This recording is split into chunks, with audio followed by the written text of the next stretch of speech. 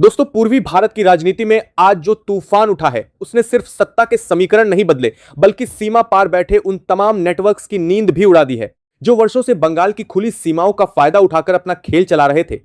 कोलकाता से लेकर दिल्ली तक हाई अलर्ट का माहौल है।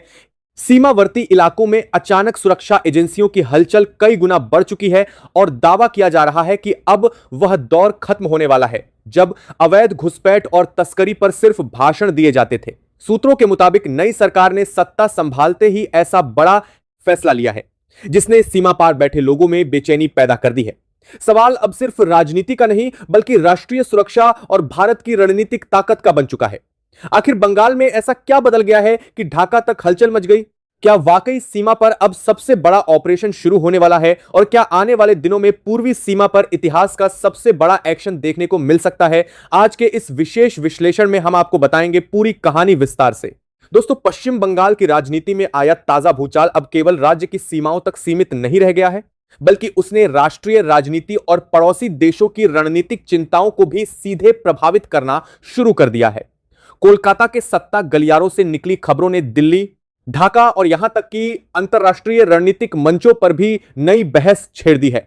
दावा किया जा रहा है कि राज्य की कमान संभालते ही नए मुख्यमंत्री ने सबसे पहले सीमावर्ती सुरक्षा और अवैध घुसपैठ से जुड़ी उन फाइलों को खोलना शुरू कर दिया है जिन्हें वर्षों से राजनीतिक संवेदनशीलता के कारण ठंडे बस्ते में डाल दिया गया था। सूत्रों के अनुसार शपथ ग्रहण के कुछ ही घंटों बाद एक हाई लेवल मीटिंग बुलाई गई जिसमें सीमा सुरक्षा, अवैध नेटवर्क, तस्करी और संदिग्ध गतिविधियों पर बड़ा एक्शन प्लान तैयार किया गया। इसके बाद सीमावर्ती जिलों में सुरक्षा एजेंसियों की गतिविधियां अचानक तेज हो गईं। कई इलाकों में अतिरिक्त बल तैनात किए गए, निगरानी ड्रोन सक्रिय हुए और संवेदनशील क्षेत्रों में रात भर चलने वाले सर्च ऑपरेशन शुरू कर दिए गए। यही कारण है कि बांग्लादेश की राजधानी ढाका तक में बेचैनी की खबरें सामने आने लगी।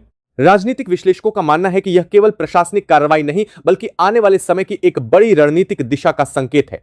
वर्षों से बंगाल की राजनीति में सीमा सुरक्षा का मुद्दा चुनावी भाषणों तक सीमित रहता था, लेकिन अब पहली बार ऐसा प्रतीत हो रहा है कि सरकार इसे सीधे राष्ट्रीय सुरक्षा के नजरिए से देखने जा रही है। दिल्ली में भी इस घटनाक्रम को बेहद गंभीरता से लिया जा रहा है क्योंकि पूर्वी सीमा लंबे समय से घुसपैठ, नकली मुद्रा, मानव तस्करी और कट्टरपंथी नेटवर्क जैसी चुनौतियों से जुड़ी रही है, जिसे लेकर केंद्र और राज्य के बीच लगातार टकराव चलता रहा था। दावा किया जा रहा है कि अब सीमा सुरक्षा को लेकर बड़ा ऑपरेशन शुरू हो चुका है। क्या वाकई बंगाल की सीमा पूरी तरह सील होने वाली है? क्या अवैध घुसपैठ पर अब सबसे बड़ा प्रहार होने जा रहा है? और क्या इसी वजह से सीमावर्ती इलाकों में अचानक भगदड़ जैसे हालात बन गए हैं? आज के इस विशेष विश्लेषण में हम आपको बताएंगे वह पूरी कहानी जिसने सियासत से लेकर सुरक्षा एजेंसियों तक को हाई अलर्ट पर ला दिया। बंगाल को अपना पहला राष्ट्रवादी मुख्यमंत्री मिल चुका है। इस एक बदलाव से सिर्फ बंगाल की गलियों में ही हलचल नहीं है, बल्कि पूरे देश का सियासी पारा 7वें आसमान पर पहुंच गया है। लेकिन एक बात गौर करने वाली है, भारत से कहीं ज्यादा इस वक्त हमारा पड़ोसी देश बांग्लादेश दबाव में है। वहां की सरकार और वहां के कट्टरपंथियों के बीच ऐसा डर पहले कभी नहीं देखा गया। जानते हैं क्यों?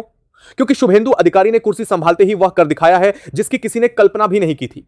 मुख्यमंत्री पद की शपथ लेने के कुछ ही घंटों के भीतर एक ऐसी फाइल पर दस्तखत हुए हैं जिसने पूरे बांग्लादेश में हड़कंप मचा दिया है। खबरें आ रही हैं कि बंगाल के सीमावर्ती जिलों मालदा, मुर्शिदाबाद और उत्तर 24 परगना में भारतीय सेना और बीएसएफ की सक्रियता अचानक 10 गुना बढ़ गई है। अब क्या प्रधानमंत्री मोदी ने बंगाल की कमान शुभेंदु के हाथ में देते ही ऑपरेशन क्लीन को हरी झंडी दे दी है? क्या यह वही सीमा सुरक्षा अभियान है जिसका वादा अमित शाह ने अपनी हर रैली में किया था? बॉर्डर के पास रहने वाले लोग बता रहे हैं कि रातों रात घुसपैठिए अपना बोरिया बिस्तर समेटकर भागने को मजबूर हो गए हैं। ऐसा क्या आदेश निकाला गया है कि बांग्लादेश के गृह मंत्री तक को आपातकालीन बयान जारी करना पड़ गया? आज के इस विशेष विश्लेषण में हम आपको वो एक्सक्लूसिव जानकारी देंगे जो आपको कहीं और नहीं मिलेगी। हम बताएंगे कि कैसे शुभेंदु अधिकारी के एक फैसले ने बांग्लादेशी घुसपैठियों के डंकी रूट को हमेशा के लिए बंद करने की तैयारी कर ली है। क्या वाकई सेना ने बॉर्डर पर मोर्चा संभाल लिया है? और मोदी सरकार का वह कौन सा फैसला है जिसने बंगाल के दुश्मनों की रातों की नींद और दिन का चैन छीन लिया है? दिल थाम कर बैठिए क्योंकि आज का यह वीडियो हर उस देशभक्त के लिए है जो भारत की सुरक्षा के साथ कोई समझौता नहीं चाहता। चलिए इस बड़े खुलासे की शुरुआत करते हैं। राजनीति में अक्सर कहा जाता है कि किसी नेता की असली सोच उसके भाषणों से नहीं बल्कि उसके पहले फैसलों से समझी जाती है। पश्चिम बंगाल की सत्ता संभालते ही शुभेंदु अधिकारी ने शायद यही संदेश देने की कोशिश की। शपथ ग्रहण के कुछ ही घंटों बाद राज्य सचिवालय में जिस फाइल पर हस्ताक्षर हुए उसने पूरे बंगाल की राजनीति में भूचाल ला दिया। खबरों के मुताबिक राज्य सरकार ने भारत बांग्लादेश सीमा पर फेंसिंग और सुरक्षा व्यवस्था को मजबूत करने के लिए लगभग 600 एकड़ जमीन बीएसएफ को सौंपने की प्रक्रिया तेज कर दी है। वर्षों से केंद्र और राज्य सरकार के बीच यही मुद्दा सबसे बड़ा टकराव बना हुआ था। बीएसएफ लगातार कहती रही कि बंगाल के कई सीमावर्ती इलाकों में बाड़बंदी अधूरी है क्योंकि जमीन अधिग्रहण की अनुमति नहीं मिल रही थी। मालदा, मुर्शिदाबाद, उत्तर 24 परगना और नदिया जैसे जिलों में कई किलोमीटर तक खुली सीमा सुरक्षा एजेंसियों के लिए बड़ी चुनौती बनी हुई थी। लेकिन नई सरकार के आते ही माहौल बदलता दिखाई दे रहा है। यह फैसला केवल प्रशासनिक नहीं बल्कि राजनीतिक संदेश भी माना जा रहा है। संदेश यह है कि अब बंगाल में सॉफ्ट बॉर्डर पॉलिटिक्स की जगह हार्ड सिक्योरिटी मॉडल लागू किया जाएगा।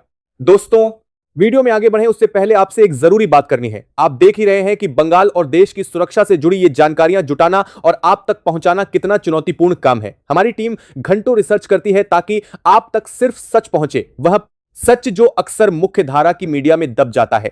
हमारा मकसद सिर्फ वीडियो बनाना नहीं बल्कि आप जैसे करोड़ों देशभक्तों को जागरूक करना है। अगर आपको लगता है कि हम एक सही मुद्दे पर आवाज उठा रहे हैं तो इस वीडियो को अभी एक लाइक जरूर दें। आपका एक लाइक हमें बताता है कि देश की सुरक्षा के लिए खड़े होने वाले लोग अब भी जिंदा हैं। और हां, आज कमेंट सेक्शन में कोई हाय हेलो नहीं बल्कि हर एक सच्चा हिंदुस्तानी जय हिंद या वंदे मातरम जरूर लिखे। देखते हैं कितने लोग अपनी मातृभूमि के सम्मान में अपनी आवाज बुलंद करते हैं। आपकी राय हमारे लिए बहुत कीमती है, इसलिए कमेंट जरूर करिएगा। अगर आप हमारे इस सोनार बंगला और सुरक्षित भारत के मिशन से जुड़ना चाहते हैं तो अभी इस चैनल को सब्सक्राइब करके बेल आइकन दबा दीजिए, क्योंकि याद रखिए, जब आप जागरूक होंगे तभी देश सुरक्षित होगा। दिलचस्प बात यह है कि इस फैसले की गूंज सिर्फ कोलकाता तक सीमित नहीं रही। ढाका से लेकर दिल्ली तक इस पर चर्चा शुरू हो गई। राजनीतिक गलियारों में कहा जा रहा है कि बंगाल में पहली बार ऐसी सरकार आई है जो सीमा सुरक्षा को अपनी प्राथमिकता बना रही है। बीजेपी समर्थकों के लिए यह फैसला सोनार बंगला के वादे की शुरुआत जैसा बताया जा रहा है, जबकि विरोधी दल इसे राजनीतिक ध्रुवीकरण का प्रयास कह रहे हैं। मगर जमीनी स्तर पर सबसे ज्यादा हलचल उन सीमावर्ती इलाकों में देखी जा रही है जहां वर्षों से अवैध घुसपैठ, फर्जी दस्तावेज और सीमा पार तस्करी के आरोप लगते रहे हैं। स्थानीय सूत्रों के मुताबिक कुछ इलाकों में अचानक किराए के मकान खाली होने लगे हैं। कई परिवार रातों रात दूसरी जगह शिफ्ट हो रहे हैं और प्रशासनिक हलकों में भी गतिविधियां तेज हो गई हैं। सोशल मीडिया पर वायरल तस्वीरों और दावों ने इस पूरे घटनाक्रम को और ज्यादा सनसनीखेज बना दिया है। हालांकि इन दावों की स्वतंत्र पुष्टि हर मामले में नहीं हुई है। राजनीतिक विश्लेषकों का मानना है कि शुवेंदु अधिकारी का यह कदम सीधे तौर पर असम मॉडल से प्रेरित माना जा रहा है, जहां एनआरसी, सीमा सुरक्षा और अवैध घुसपैठ के मुद्दे लंबे समय तक राजनीति के केंद्र में रहे। बंगाल में भी पिछले कई वर्षों से बीजेपी लगातार यह आरोप लगाती रही है कि सीमावर्ती जिलों में जनसंख्या का संतुलन तेजी से बदल रहा है और इसका असर राज्य की सामाजिक तथा राजनीतिक संरचना पर पड़ रहा है। अब नई सरकार के आने के बाद यह बहस और तेज हो चुकी है। भाजपा नेताओं का दावा है कि बंगाल को सुरक्षित और स्थिर बनाने के लिए सीमा पर सख्ती जरूरी है, जबकि विपक्ष कह रहा है कि इस मुद्दे का इस्तेमाल डर और विभाजन की राजनीति के लिए किया जा रहा है। लेकिन इतना तय है कि सीमा सुरक्षा अब बंगाल की राजनीति का सबसे बड़ा मुद्दा बनने जा रहा है। नई सरकार के पहले फैसलों ने यह भी संकेत दिया है कि केंद्र और राज्य के बीच रिश्तों का नया अध्याय शुरू हो सकता है। पहले जहां कई केंद्रीय परियोजनाएं टकराव की वजह से अटक जाती थीं, वहीं अब डबल इंजन सरकार की बात जोर पकड़ रही है। प्रशासनिक अधिकारियों को साफ निर्देश दिए गए हैं कि सीमा से जुड़े मामलों में देरी बर्दाश्त नहीं की जाएगी। यही वजह है कि बीएसएफ को जमीन हस्तांतरण की प्रक्रिया को तय समय सीमा में पूरा करने की बात कही जा रही है। राजनीतिक तौर पर देखें तो यह फैसला भाजपा के उस बड़े नैरेटिव को मजबूत करता है जिसमें राष्ट्रीय सुरक्षा, अवैध घुसपैठ और जनसांख्यिकीय बदलाव जैसे मुद्दे प्रमुख रहे हैं। बंगाल की जनता के बीच भी इस बदलाव को लेकर मिश्रित प्रतिक्रियाएं देखने को मिल रही हैं। एक वर्ग इसे मजबूत शासन और निर्णायक नेतृत्व की शुरुआत बता रहा है। उनका मानना है कि वर्षों से लंबित फैसलों को लागू करने के लिए राजनीतिक इच्छा शक्ति की जरूरत थी, जो अब दिखाई दे रही है। वहीं दूसरा वर्ग आशंका जता रहा है कि कहीं यह माहौल सामाजिक तनाव और राजनीतिक टकराव को और न बढ़ा दे, क्योंकि बंगाल हमेशा से सांस्कृतिक विविधता और राजनीतिक संवेदनशीलता वाला राज्य रहा है। यहां कोई भी बड़ा कदम सिर्फ प्रशासनिक नहीं बल्कि सामाजिक असर भी छोड़ता है। फिर भी यह सच है कि सत्ता परिवर्तन के साथ बंगाल की राजनीति का स्वर पूरी तरह बदल चुका है। अब तक जो मुद्दे सिर्फ चुनावी मंचों तक सीमित थे, वे अब सरकारी नीतियों का हिस्सा बनते दिखाई दे रहे हैं। शुभेंदु अधिकारी ने अपने शुरुआती फैसलों से यह संकेत देने की कोशिश की है कि उनकी सरकार कानून व्यवस्था, सीमा सुरक्षा और प्रशासनिक नियंत्रण को सबसे ऊपर रखेगी। आने वाले दिनों में यह देखना दिलचस्प होगा कि यह सख्ती वास्तव में कितनी दूर तक जाती है और इसका बंगाल की राजनीति, समाज और भारत बांग्लादेश संबंधों पर क्या असर पड़ता है। लेकिन इतना तय है कि बंगाल की नई सत्ता ने अपने पहले ही फैसले से यह साफ कर दिया है कि अब राज्य की राजनीति पुराने ढर्रे पर नहीं चलने वाली। दोस्तों, राजनीति में कहा जाता है कि इरादे शब्दों से नहीं बल्कि फैसलों से जाहिर होते हैं। शुभेंदु अधिकारी ने मुख्यमंत्री बनते ही यह साबित कर दिया। शपथ लेने के चंद घंटों के भीतर ही पश्चिम बंगाल के गृह विभाग से एक ऐसी फाइल पर मुहर लगी जिसकी चर्चा आज ढाका से लेकर दिल्ली तक हो रही है। खबर है कि शुभेंदु अधिकारी का पहला बड़ा फैसला 600 एकड़ जमीन तत्काल प्रभाव से बीएसएफ को सौंपने का है। आपको याद होगा, पिछले कई सालों से केंद्र सरकार और ममता बनर्जी के बीच बॉर्डर फेंसिंग को लेकर ठनी हुई थी। बीएसएफ बार बार कह रही थी कि बंगाल में करीब 300 से 400 किलोमीटर का ऐसा इलाका है जहां बाढ़ नहीं लगी है, क्योंकि राज्य सरकार जमीन नहीं दे रही थी। लेकिन शुभेंदु अधिकारी ने आते ही उस फाइल पर हस्ताक्षर कर दिए जो सालों से धूल फांक रही थी। इसका सीधा मतलब है कि अब बंगाल का बॉर्डर पूरी तरह सील होने जा रहा है। लेकिन कहानी सिर्फ यहीं खत्म नहीं होती। जैसे ही प्रशासन में बदलाव की खबर सरहद पार पहुंची, घुसपैठियों के बीच भगदड़ मच गई। मुर्शिदाबाद और मालदा के उन इलाकों से ऐसी तस्वीरें आ रही हैं जहां अवैध रूप से रह रहे लोग रातों रात अपना सामान समेटकर बॉर्डर की दूसरी तरफ भागने की कोशिश कर रहे हैं। उन्हें डर है कि अब बंगाल में डिटेक्ट, डिलीट और डिपोर्ट का वह मॉडल लागू होने वाला है जिसकी दहशत उन्होंने असम में देखी थी। शुभेंदु अधिकारी ने साफ कर दिया है कि बंगाल अब सोनार बंगला बनेगा और इसके लिए सबसे पहले उन घुसपैठियों की कमर तोड़ी जाएगी जिन्होंने यहां की डेमोग्राफी बिगाड़ दी है। सूत्रों के मुताबिक केंद्रीय गृह मंत्रालय के निर्देश पर सिलीगुड़ी कॉरिडोर यानी हमारे चिकन नेक की सुरक्षा के लिए सेना की अतिरिक्त बटालियनों को अलर्ट मोड पर रखा गया है। यह सिर्फ पुलिस का एक्शन नहीं है, बल्कि यह एक रणनीतिक घेराबंदी है ताकि भविष्य में कोई भी देश विरोधी ताकत भारत की अखंडता को चुनौती न दे सके। सोचिए, जिस बंगाल में घुसपैठियों को वोट बैंक समझकर पाल पोसकर बड़ा किया गया, वहां अब उनके पास भागने के अलावा कोई रास्ता नहीं बचा है। क्या यह मोदी सरकार का वह मास्टर स्ट्रोक है जिसके जरिए बंगाल को फिर से सुरक्षित बनाया जाएगा? यह तो बस शुरुआत है। आगे जो होने वाला है वह और भी चौंकाने वाला है। दोस्तों, सीमा सील करना तो सिर्फ एक बाहरी सुरक्षा कवच है, लेकिन असली खेल तो बंगाल के भीतर चल रहा है।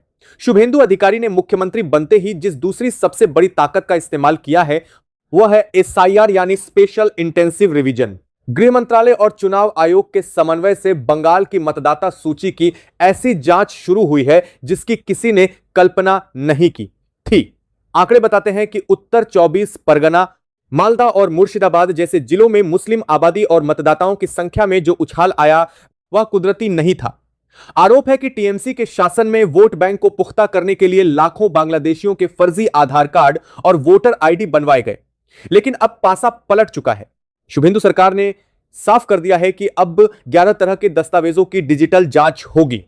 अगर आपके पास 1971 से पहले के वैध नागरिकता के प्रमाण नहीं है तो आपका नाम मतदाता सूची से डिलीट कर दिया जाएगा। जैसे ही यह अभियान शुरू हुआ, बंगाल के कई बाजारों में रातों रात सन्नाटा पसर गया।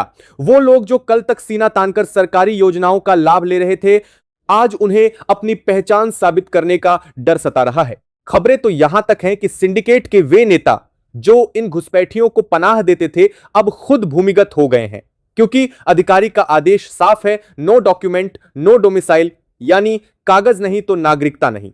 इतना ही नहीं, घुसपैठियों के भागने का सबसे बड़ा कारण है होल्डिंग सेंटर का डर। ममता बनर्जी के कार्यकाल में इन केंद्रों का नाम सुनते ही राजनीति शुरू हो जाती थी, लेकिन अब शुभेंदु अधिकारी ने साफ कर दिया है कि बंगाल की धरती पर केवल वैध नागरिकों का अधिकार होगा। जो अवैध हैं उन्हें डिटेक्ट किया जाएगा और फिर अंतरराष्ट्रीय नियमों के तहत वापस भेजा जाएगा। यही वजह है कि बांग्लादेश के बॉर्डर गार्ड्स बीजीबी ने अपनी तरफ चौकसी बढ़ा दी है, क्योंकि उन्हें डर है कि भारत से लाखों का पुशबैक शुरू होने वाला है। विपक्ष इसे मानवाधिकार का मुद्दा बना रहा है, लेकिन शुभेंदु का जवाब सीधा है, देश की सुरक्षा से बड़ा कोई मानवाधिकार नहीं होता। क्या आप जानते हैं कि इन अवैध घुसपैठियों की वजह से बंगाल के स्थानीय युवाओं का रोजगार छिन रहा था? क्या आप जानते हैं कि संसाधनों पर कितना दबाव था? आज जब ये घुसपैठिए भाग रहे हैं तो असल में बंगाल की खोई हुई पहचान वापस आ रही है। चलिए अब वापस चलते हैं उस बड़े खुलासे की तरफ कि कैसे मोदी सरकार का एक फैसला बंगाल की पूरी तस्वीर बदलने वाला है। दोस्तों, बंगाल की इस नई सरकार के एक्शन का असर सिर्फ वोट बैंक तक सीमित नहीं है। इसका सबसे गहरा असर पड़ा है उस काले कारोबार पर जिसने बंगाल की रगों में जहर घोल दिया था। आप शायद नहीं जानते होंगे, लेकिन भारत बांग्लादेश बॉर्डर दुनिया के उन इलाकों में से एक है जहां से नकली नोटों, फेक करेंसी और ड्रग्स की सबसे बड़ी तस्करी होती थी। पिछले 15 सालों में बंगाल के कुछ सीमावर्ती इलाके अपराधियों और आतंकियों के लिए सेफ हेवन यानी सुरक्षित पनाहगाह बन गए थे। घुसपैठिए यहां आते थे, फर्जी पहचान पत्र बनाते थे और फिर पूरे देश में फैल जाते थे। लेकिन शुभेंदु अधिकारी के आते ही गृह मंत्रालय ने जीरो टॉलरेंस की नीति अपनाई है। अब बॉर्डर पर सिर्फ बीएसएफ नहीं बल्कि कुछ रणनीतिक पॉइंट्स पर भारतीय सेना की भी हलचल देखी जा रही है। भारत के पास बात सिर्फ बंगाल की नहीं है, बात पूरे भारत की सुरक्षा की है। सिलीगुड़ी कॉरिडोर, जिसे हम चिकन नेक कहते हैं, यह वह 22 किलोमीटर का संकरा रास्ता है जो भारत को नॉर्थ ईस्ट से जोड़ता है। खबरों की माने तो पिछले कुछ महीनों से यहां सेना की बटालियनों की संख्या बढ़ाई गई है, हथियारों और रसद की सप्लाई तेज कर दी गई है, क्योंकि खुफिया रिपोर्टों के मुताबिक घुसपैठिए इस कॉरिडोर के आसपास अपनी बस्तियां बसाकर भारत के इस रणनीतिक गले को दबाने की कोशिश कर रहे थे। लेकिन अब अधिकारी राज्य में यहां परिंदा भी पर नहीं मार पाएगा। इस एक्शन का नतीजा देखिए। बांग्लादेश के गृह मंत्री का बयान आता है कि भारत की तरफ से बड़ा पुशबैक होने वाला है, हमें तैयार रहना होगा। वहां के बाजारों में हड़कंप है क्योंकि उन्हें पता है कि अब डंकी रूट यानी वह गुप्त रास्ते बंद होने वाले हैं। पश्चिम बंगाल की राजनीति में चल रही यह हलचल अब सिर्फ सत्ता परिवर्तन की कहानी नहीं रह गई है, बल्कि इसे भारत की राष्ट्रीय सुरक्षा, सीमा प्रबंधन और पूर्वोत्तर की रणनीतिक स्थिरता से जोड़कर देखा जा रहा है। जैसे जैसे राज्य में राजनीतिक समीकरण बदल रहे हैं, वैसे वैसे केंद्र सरकार की सुरक्षा एजेंसियों का फोकस भी बंगाल के सीमावर्ती इलाकों पर तेजी से बढ़ता दिखाई दे रहा है। लंबे समय से भारत बांग्लादेश सीमा के कई हिस्से ऐसे रहे हैं जहां से अवैध घुसपैठ, नकली नोटों की तस्करी, हथियारों की सप्लाई और ड्रग्स नेटवर्क का बड़ा खेल संचालित होता था। में रात के समय अतिरिक्त गश्त शुरू कर दी गई है। खबर तो यहां तक है कि कुछ सीमावर्ती इलाकों में भूमिगत सुरंगों और गुप्त रास्तों की भी तलाश की जा रही है, जिनका इस्तेमाल वर्षों से अवैध गतिविधियों के लिए होता रहा। सबसे बड़ा झटका उन सिंडिकेट्स को लगा है जिन्होंने घुसपैठ को कारोबार बना दिया था। पहले जो लोग सीमाओं के जरिए अवैध तस्करी करके करोड़ों कमाते थे, आज वही लोग या तो फरार हैं या भूमिगत हो चुके हैं। सुरक्षा एजेंसियों को कई ऐसे इनपुट मिले हैं जिनमें यह खुलासा हुआ कि तस्करी का पैसा सिर्फ स्थानीय अपराध तक सीमित नहीं था, बल्कि उसका इस्तेमाल राजनीतिक नेटवर्क और अवैध हथियारों के कारोबार में भी किया जा रहा था। अब जब प्रशासन ने सख्ती बढ़ाई तो कई पुराने नेटवर्क अचानक टूटने लगे। सीमावर्ती इलाकों में नकली नोटों का कारोबार लगभग ठप पड़ चुका है। ड्रग्स सप्लाई चेन पर भी बड़ा असर पड़ा है। जिन रास्तों से पहले रातों रात अवैध सामान देश के भीतर पहुंचता था, वहां अब लगातार निगरानी हो रही है। बताया जा रहा है कि कुछ बड़े तस्कर देश छोड़कर भागने की कोशिश में भी पकड़े गए हैं। इससे साफ है कि यह अभियान सिर्फ दिखावे के लिए नहीं, बल्कि पूरी तैयारी के साथ चलाया जा रहा है। बंगाल की राजनीति में भी अब एक बड़ा बदलाव दिखाई देने लगा है। वर्षों तक जिस मुद्दे को केवल चुनावी भाषणों तक सीमित रखा गया, आज वही मुद्दा प्रशासनिक कार्रवाई का केंद्र बन चुका है। गांवों में रहने वाले कई लोग खुलकर कह रहे हैं कि पहली बार उन्हें लग रहा है कि सरकार उनकी सुरक्षा को लेकर गंभीर है। सीमावर्ती इलाकों के स्थानीय नागरिकों का कहना है कि लंबे समय से वे अपराध और अवैध गतिविधियों के दबाव में जी रहे थे, लेकिन अब माहौल बदलता दिखाई दे रहा है। कई जगहों पर लोगों ने खुद आगे आकर प्रशासन को संदिग्ध गतिविधियों की जानकारी देना शुरू कर दिया है। यही कारण है कि अब सुरक्षा एजेंसियों को स्थानीय स्तर पर भी सहयोग मिलने लगा है। इससे पूरे अभियान की गति और तेज हो गई है। दूसरी तरफ बांग्लादेश के भीतर भी इस पूरे घटनाक्रम को लेकर भारी बेचैनी है। वहां की मीडिया में लगातार चर्चाएं हो रही हैं कि अगर भारत ने बड़े स्तर पर अवैध प्रवासियों की पहचान और वापसी की प्रक्रिया शुरू कर दी तो इसका सीधा असर बांग्लादेश की बेचैनी पर, वित्त व्यवस्था और सामाजिक ढांचे पर पड़ेगा। सीमा पर तैनात बलों को भी हाई अलर्ट पर एक साल बढ़ा। हालांकि आधिकारिक स्तर पर इसे सामान्य सुरक्षा प्रक्रिया बताया जा रहा है, लेकिन अंदरखाने की बेचैनी अब छिपी नहीं रह गई है। आधिकारिक स्तर पर इसे पहलू सामने आ रहा है और वो है जनसंख्या संतुलन का मुद्दा। कई रिपोर्ट्स में यह दावा किया गया कि पिछले कुछ दशकों में सीमावर्ती जिलों की जनसंख्या संरचना में असामान्य बदलाव हुआ।